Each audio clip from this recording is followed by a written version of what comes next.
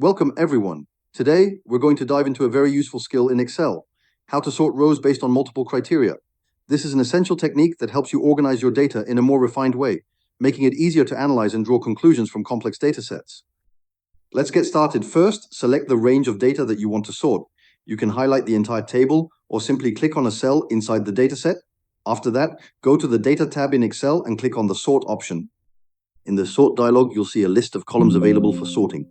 For example, if your table includes information about countries and revenues, you might first want to sort the data by country. Select country as the first criterion and click OK. Excel will rearrange the data, listing the rows by country names in alphabetical order.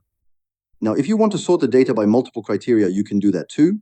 Click the Add Level button, the little plus sign in the sorting dialog, to add another criterion. For example, after sorting by country, you may want to sort by revenue. Choose revenue as the second criterion and decide whether to sort it from smallest to largest or largest to smallest. Click OK, and Excel will neatly organize your data, first by country name and within each country by revenue.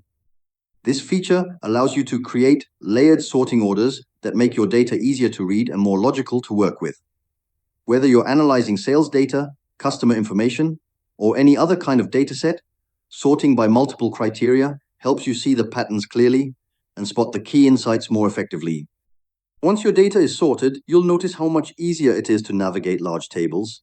It's a simple yet powerful technique that can save you a lot of time and effort when managing spreadsheets.